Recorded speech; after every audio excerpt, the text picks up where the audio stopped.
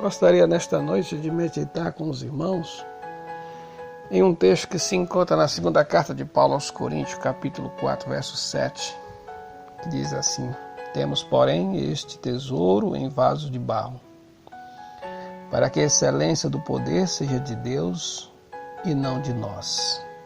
Que Deus aplique esta palavra santa em nossos corações. O termo grego aqui significa argila cozida.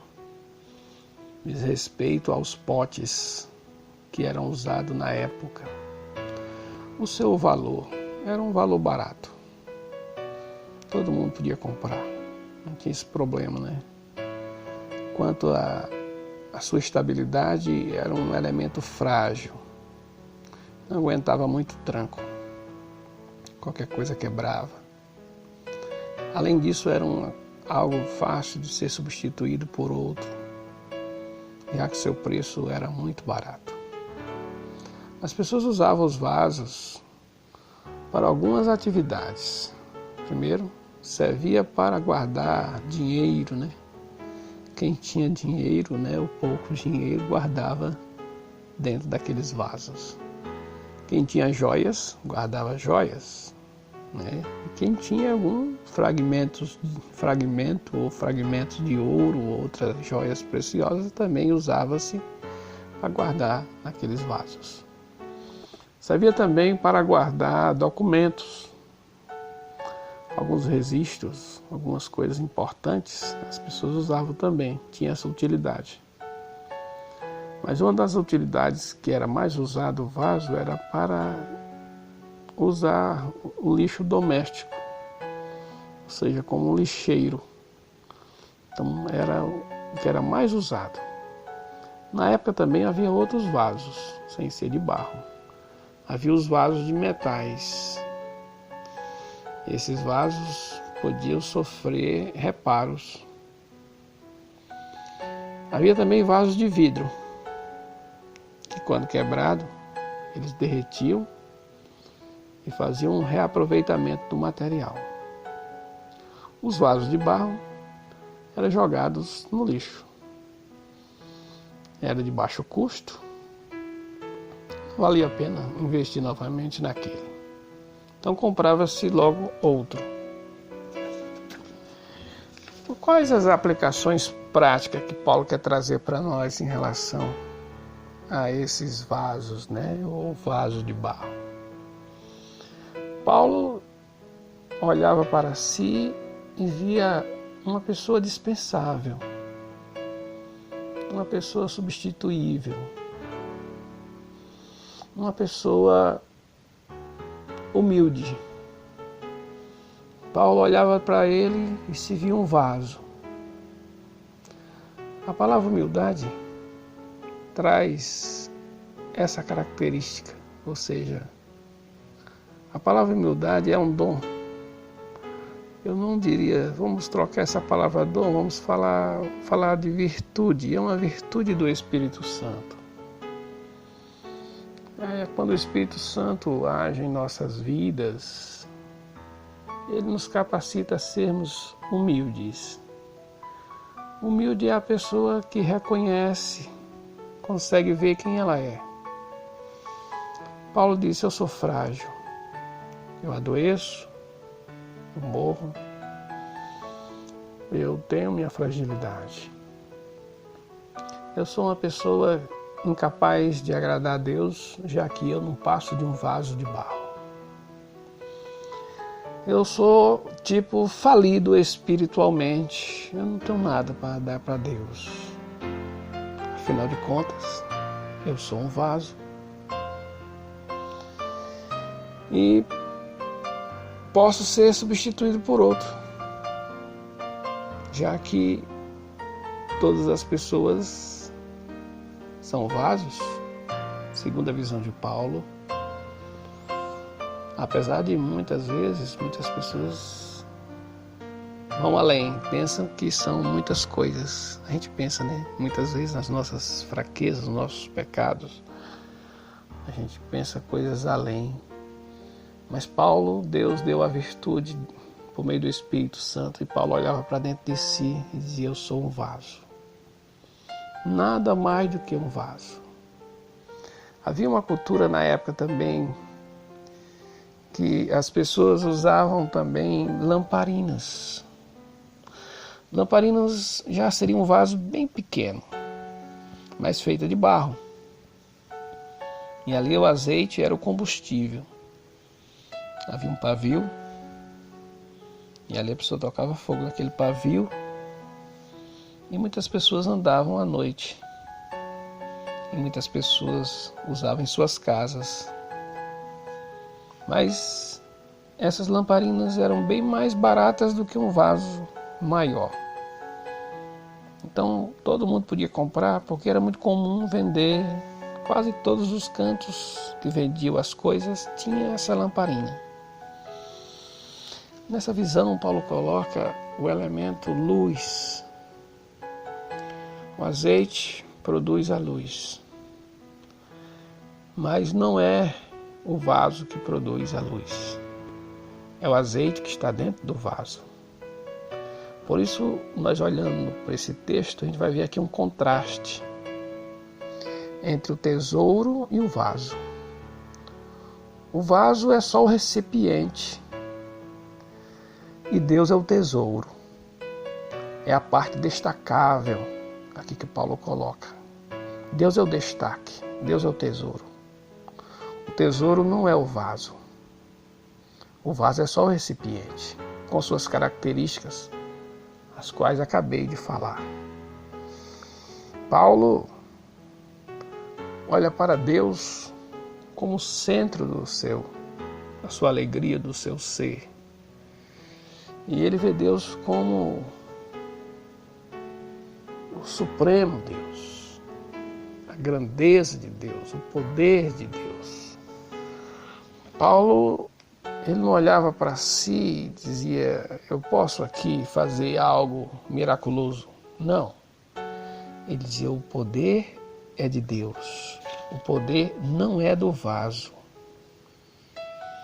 Paulo fala no capítulo 1, verso 9, dessa mesma carta. Paulo fala que as aflições que ele passou juntamente com seus amigos na Ásia trouxe para ele essa definição, que não devemos confiar em nós mesmos, e sim confiarmos em Deus que ressuscita os mortos. Nós observamos claramente a grande diferença. Ele disse, não confiar em nós para confiarmos em Deus.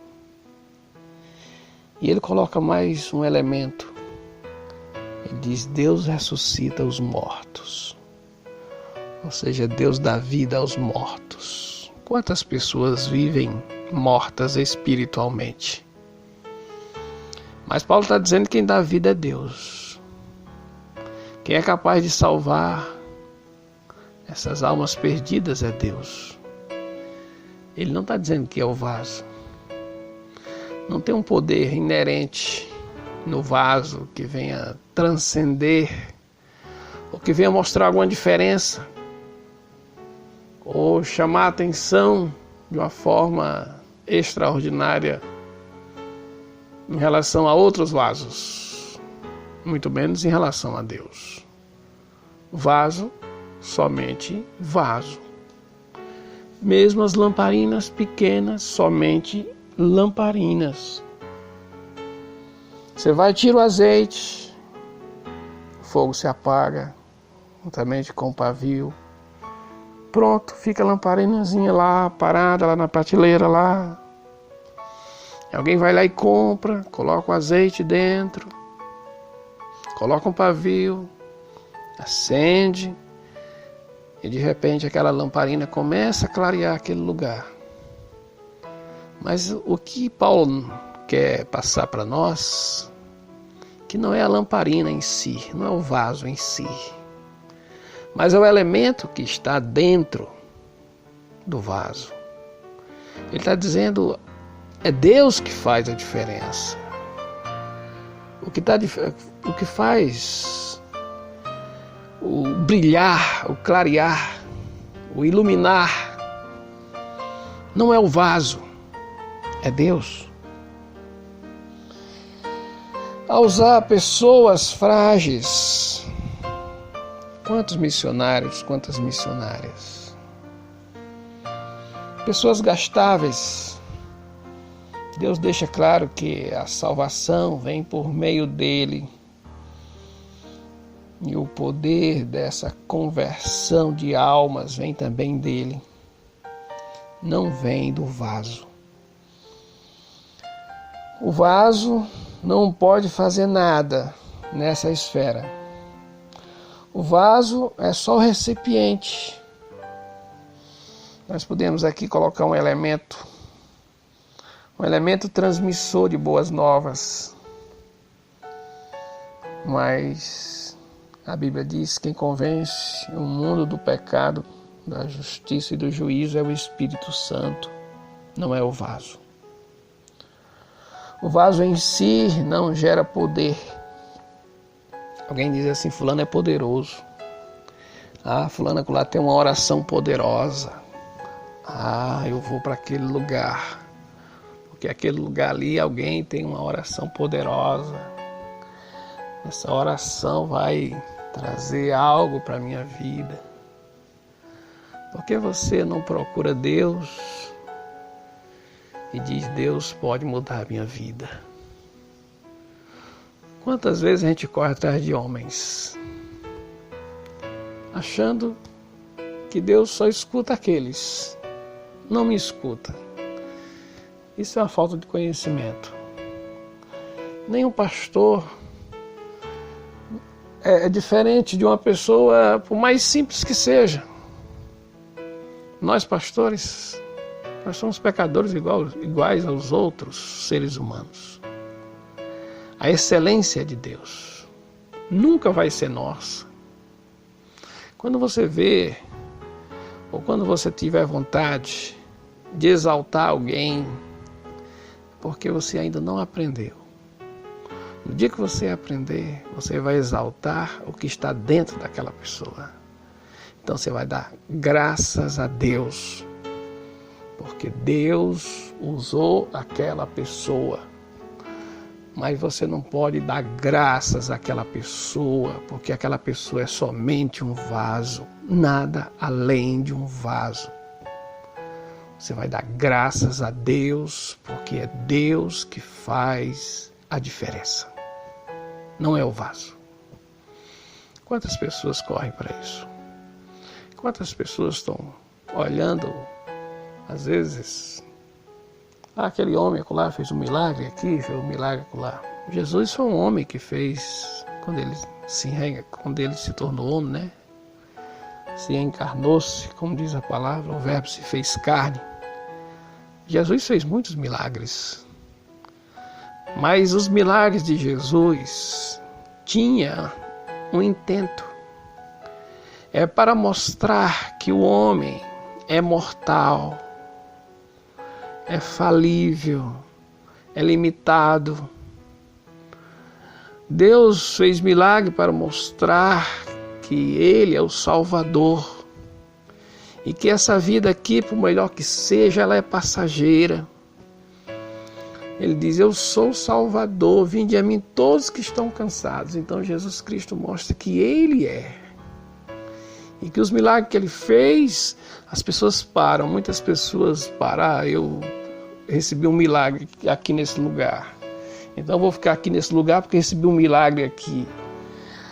Olha, se você foi curado de uma enfermidade, Deus lhe curou de uma enfermidade, e não vou dizer que Deus não cura, porque Deus cura.